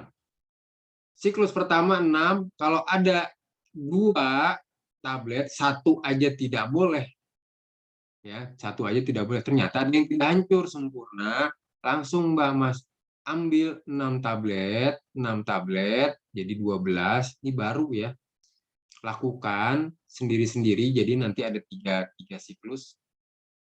Jadi total 18. Nah, ini tafsirannya. Ulangi pengujian, ketentuannya tidak kurang, ya tidak kurang, berarti minimal 16. Dari 18 tablet harus hancur. Jadi kalau misalkan tadi di H1 sudah ada 2 tablet yang tidak hancur, ini harus hancur semua, ini harus hancur semua. Kan gitu, bahasa lainnya ya. Saya ulang. Tidak kurang 16 dari 18. Berarti selisihnya cuma boleh 2 tablet yang tidak hancur sempurna. Kalau di tahap awal sudah 2 yang tidak hancur, sudah kejawab. Yang ini berarti harus hancur sempurna. Kalau di H1 yang hancur cuma 1, di sini dan di sini masih boleh ada yang tidak hancur, tapi 1, entah yang di sini, entah yang di sini. Yang penting totalnya 2. Yang tidak boleh hancur, tidak boleh lebih. Itu Mbak Mas ya. Kalau di yang H1, yang tahap pertama dia tidak ada satupun hancur sempurna, ya sudah selesai. Tidak perlu melakukan yang ini dan yang baik. Sudah jam 5 lewat ya. Terakhir uji higroskopisitas. Yang saya masih punya utang yang keseragaman kandungan. Untuk yang ke-7 maksud saya yang terakhir. Nah, ini dibaca saja, ini tidak sulit ya. Ini hanya melihat fisikanya saja. Nanti parameter yang dilihat apa? Bobot, bentuk, warna, bau, sudah ada keterangannya. Bobot, nanti kalau dia berubah, misalkan bobot awal berapa? Total anggap saja 100 gram. Pengamatan dilakukan, ini non-farmakope ya, artinya ini sah-sah saja kalau tidak dilakukan, sunnah. Kalau di farmakope berarti wajib. Jadi kalau ada itu akan jauh lebih baik. 6 hari, seminggu lah ya, seminggu yang kita lakukan. 7 hari itu pengamatan. Setelah selesai tabletnya dibuat, dimasukkan ke desikator. Pasti pernah lihat desikatornya, kalau belum nanti ada alatnya, ada foto alatnya. 100 gram, ada berapa tablet yang kita lakukan pengujian, nanti kita timbang bobot rata-ratanya, bobot total berapa sehingga rata-ratanya ketahuan. Setiap hari diamati, kita langsung saja loncat. Di hari ke-7, bobotnya berapa nih? Rata-rata bobot total berapa, bobot rata-ratanya berapa. Kok naik? Anggap aja nih 100 masih di awal 100. Di sini naik jadi 110 gram. Berarti kita bisa tahu ini penumpang gelap. 10 gram ini kita asumsikan sebagai air yang masuk. Ya, tanpa ada keterangan lain. Bisa jadi apa? Bisa jadi jamur juga, nambah bobot karena ditumbuhi jamur. Tapi nanti kelihatan dari warna. Itu pertama, terkait bobotnya saja dulu. Jadi kalau nambah itu indikator dia menyerap uap atau kandungan lembab sehingga bobotnya nambah, ada penumpang lain berupa air. Bentuk, ya bentuknya berubah karena akibat kontaminasi air, karena ada air nanti tumbuh jamur, ya warnanya jadi berubah, ada bau, ini reaksi kimia ya, timbulnya gas. Reaksi itu saja yang diamati. Jadi benar-benar melihat tablet kita stabil secara fisik, tidak ada perubahan apa-apa. Ini alatnya. Ya, sisanya dibaca. Di waktu yang tersisa, saya kembali ke hutang yang tadi, uji keseragaman kandungan dan sediaan. Waktunya 20 menit lagi ya.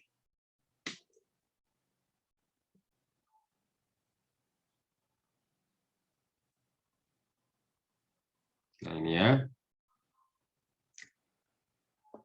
Ingat baik-baik bahwa, ini di kesempatan yang lalu juga pernah saya singgung, bobot pasti beragam. Supaya tidak lupa, keseringan disebutnya apa? Ketuker Atau bahkan dibuat dua-duanya keseragaman bobot, seragaman kandungan. Tidak, yang satu ragam, yang satu seragam. Baik-baik diingat ya. Yang satu ragam, yang satu seragam. Kenapa bobot ragam? Karena secanggih-canggihnya alat, ketika kita buat tablet 1 juta tablet, bobotnya misalkan 500 mg. Kayaknya sulit deh. Kita bisa jamin 1 juta tablet ini bobotnya akan seragam. Tidak mungkin Mbak Mas 500, semua pasti ada selisih. Ya, walaupun nanti selisihnya itu masih masuk di rentang. Itu yang harus jadi patokan. Jadi kalau bobot itu pasti beragam. Tidak bisa kita bikin exactly sama 100% 500, koma-komanya tidak mungkin. Nah, kalau kandungan wajib seragam. Ini hubungannya sama dosis. Bicara dosis, bicara terapi. Tidak boleh tidak seragam. Ya, jadi keragaman itu bobot, seragam itu zat aktif atau kandungan atau dosis begitu ya, hubungannya sama terapi. Jadi jangan ketukar. Nah, persyaratan yang diatur ini prinsipnya saja, nanti insya Allah kita akan dalami lagi ketika di praktikum. Perlu tidak dua-duanya dilakukan? Sudah dikasih tahu, tidak perlu dua-duanya dilakukan. Ini dibaca aja ya, ini definisi keseragaman sediaan. Satuan sediaan itu apa? Dikasih tahu Mbak Mas di Farmakope di sini. Ada tabel 1 ya. Ini saya potong, tabelnya besar. Ini di sini. Ini aslinya Mbak Mas. Nah, ini ya. Tabel 1 nih aslinya yang dari Farmakope. Saya potong ya sampai kapsul aja tadi ya, karena ke bawah itu sediaan yang kebetulan kita fokus di tablet sama kapsul dulu. Nah, nanti tabel nomor 2 yang nanti saya tampilkan di sana kecil itu aslinya ini Mbak Mas. Kita kembali dulu ke slide. Nah, ini saya ngambil yang tablet saja, yang bawakan kapsul dan sediaan yang lain. Untuk tipe tidak salut, perhatikan dulu dengan tipe salut, ini kolomnya berbeda. Apa yang kita lakukan untuk menetapkan dia ini dua-duanya saja atau salah satunya, kita lihat. Di sini ada keterangan, bobot, ragam, kandungan, seragam. Kalau dosis dan perbandingan zat aktifnya itu 25 ini dalam bentuk persen. Maksudnya gini. Yang sebelah sini dosis ya. Tablet kita zat aktifnya berapa miligram? Oh, ternyata CTM lagi aja tadi. CTM 4 miligram zat aktifnya. Di sini dikatakan lebih besar sama dengan 25. Dan kalau itu berarti harus dua-duanya bukan atau. Nah, ini dosis. Ini dosis yang ini. Perbandingan zat aktif. Dengan siapa? Dengan komponen yang lain. Kalau tablet ini bobot totalnya anggap saja 100 mg. Perbandingan zat aktifnya lebih besar sama dengan 25%. Nah, dilihat 4 mg ini lebih besar sama dengan tidak. Berapa persennya dari 100 mg? Kan berarti ini 4%-nya. Kalau 4 mg dari 100, supaya gampang maka saya buat begitu ya. Cuma 4 mg. Berarti tidak memenuhi nih. Kenapa? Yang ini, yang kedua posisinya ada di sini. Yang di atas juga posisinya ada di sini. Yang dosisnya kurang dari 25 mg. Perbandingan zat aktif dengan bobot tablet keseluruhannya juga cuma 4%. Artinya, kalau dia tablet tidak salut, dia melakukan pengujian keragaman bobot aja. Kalau, maaf, ini tidak, maaf, salah. Ini kita tidak memenuhi, berarti kita tidak masuk di kolom yang ini, tapi masuknya di kolom yang ini. Ya. Kita masuknya di kolom yang ini. Kenapa? Karena 4 mg itu adalah kurang dari 25, 4% kurang dari 25%. Jadi, kita kalau kondisinya STM, wajib melakukannya yang ini, keseragaman kandungan. Gitu ya. Kalau ini terpenuhi, gitu ya, misalkan di atas 25 ya tadi paracetamol 500 mg. Bobot tabletnya anggap saja bobot tabletnya 1000 lah biar gampang ya, 1000 mg. Berarti kalau dilihat dari dosis 500 mg berarti lebih besar dari 25 mg. Masuk yang ini. Berarti punya kecenderungan dia di kolom yang ini. Kita lihat perbandingannya terhadap jumlah total, bobot total. Ini 500 mg dari 1000, berarti 50%-nya juga masuk. Lebih besar sama dengan 25%, permintaannya ini 50%. Berarti dia mengalami pengujian yang harus dilakukan adalah keragaman bobot. Paham Mbak Mas ya? Jadi dilihat ke sana kondisi tablet kita yang mana? Kolom yang ini apa kolom yang ini?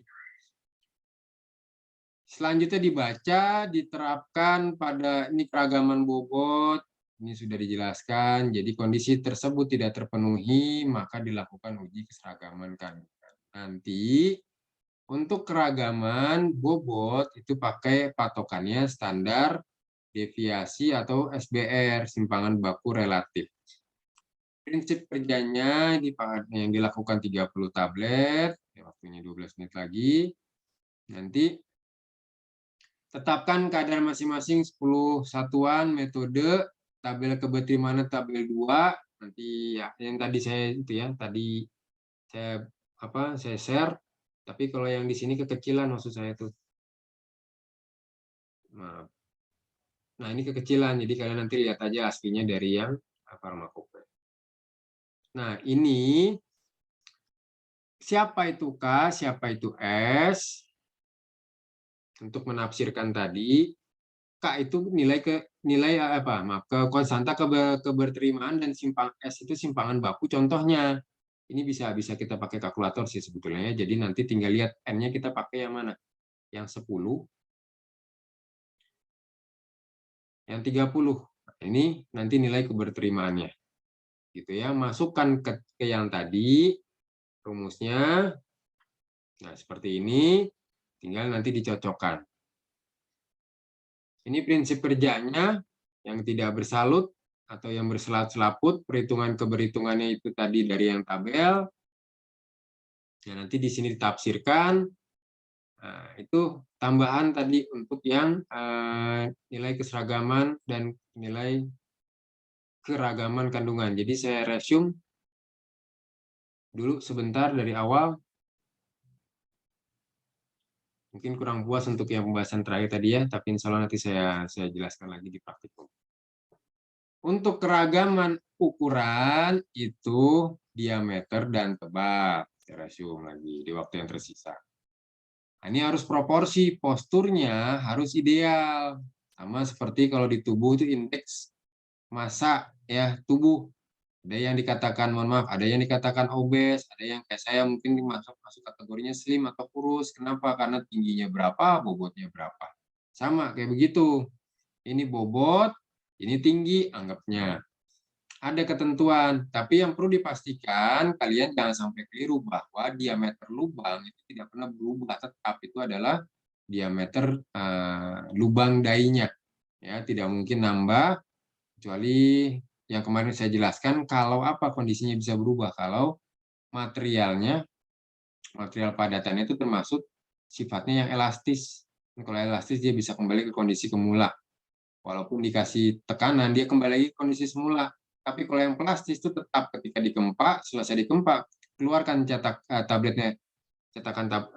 yang tercetak dikeluarkan itu dia akan tetap saja tidak berubah. Tapi kalau elastis dia bisa mekar ya, bisa kembali ke kondisi awalnya yaitu ketika dia masih kayak karet.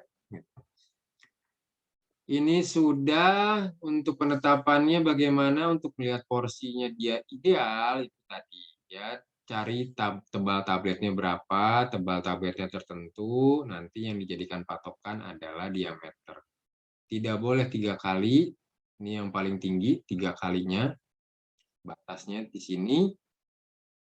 Tidak boleh lebih rendah, batasnya itu di 1/3. Diameter itu nanti posisinya ada di sini. Tinggal ini dikali tebalnya berapa, ini dikali tebalnya berapa. Posisi diameter harus ada di antaranya. Itu yang ideal posturnya ya. Lanjut, kemudian evaluasi keseragaman sediaan tidak mesti dilakukan, tinggal dilihat yang mana yang memenuhi. Kalau tablet tidak bersalut, oh saya masuknya di sini kondisi tablet saya, berarti saya keragaman bobot. Oh saya masuknya di sini, berarti saya keseragaman sediaan. Begitu ya. Tabel keberterimaannya sudah disiapkan di Farmakope. Nanti pastikan untuk keragaman bobot itu memenuhi 2% simpangan baku relatifnya ya. Nah, ini yang nomor 2.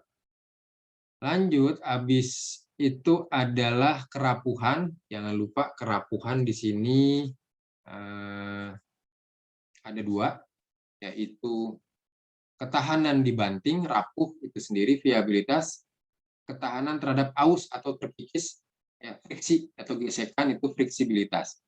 Ini tidak termasuk, walaupun pengujian ini untuk tablet keempat tidak bersalut, tapi tidak termasuk untuk tablet efervescent dan tablet punya. Tablet efervescent kalau dilakukan pengujian ini pasti gitu ya. Karena lembab pasti dia nanti bereaksi saturasi, dia mulai berbusa nanti. Ini kemampuan dia dibanting, dijatuhkan, ini kemampuan dia bergesekan, alatnya pengujiannya dilakukan dalam satu alat, cuma beda drum. Di sini ada ketentuan untuk bobot di bawah 600 mg, di atas 600 mg seperti apa. Kalau di atas 600 mg per tabletnya, ambil aja 10 langsung. Kalau di bawah 650 mg, timbang. Entah nanti dapatnya berapa tablet, yang penting bobot totalnya mendekati 650. Ya, ini harusnya cuma sekali. Kapan dilakukan lagi? Kalau tablet retak, belah, pecah, atau nanti melebihi 1% itu harus diulang. Alatnya seperti ini, yang sebelah kanan itu friksi karena nanti gesekan-gesekan. Ini yang dibanting-banting, diangkat, dijatuhkan, ini yang viabilitas. 7 menit lagi. Uji kekerasan ini untuk melihat secara diametris atau tensile strength, tadi kita sudah belajar ya.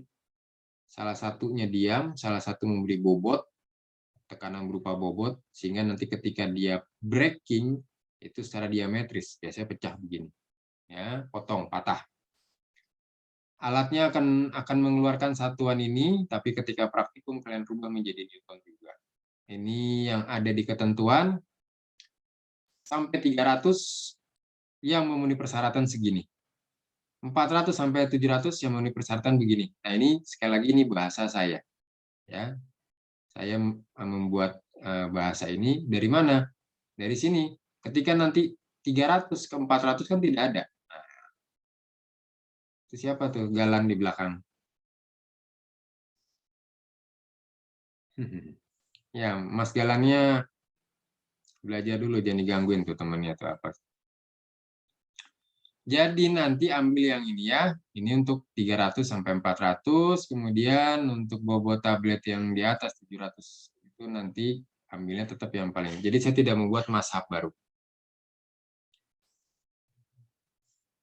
Lanjut, uji kekerasan sudah, itu nanti yang memenuhi persyaratannya seperti apa, uji disolusi juga. Ini nanti ada monografinya, dilihat keterimaannya seperti apa, pastikan nanti tidak salah, volumenya berapa, alat tipe berapa, kemudian nanti berapa RPM-nya, waktunya, ketentuannya, Q-nya berapa, itu semua sudah diatur. Yang penting yang ini adalah kalian paham kapan harus pakai tabel nomor 1, ini ketika bobotnya tabletnya biasa besar-besar, 1 labu atau 1 tablet, 1 kapsul per labu. Tapi kalau terlalu kecil, itu kita biasanya pakai yang gabungan ya, bisa 6 tablet 1 labu gitu.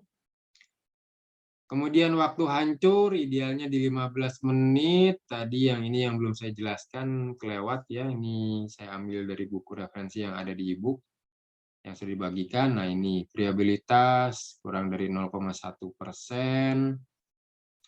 Ini 1% sebetulnya ya, yang banyak yang di itu adalah 1%.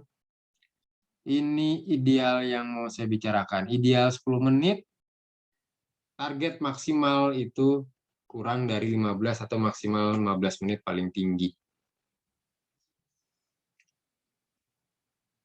Terakhir, ini hanya melihat perubahan saja, secara fisik berubah atau tidak.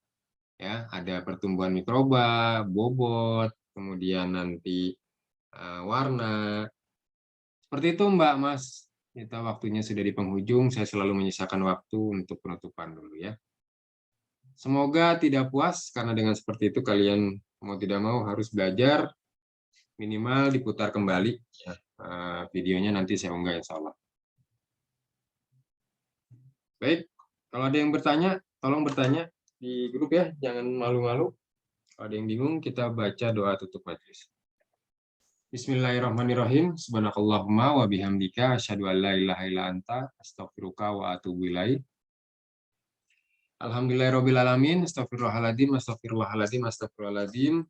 Ya, mohon maaf pasti ada yang salah dan kurang.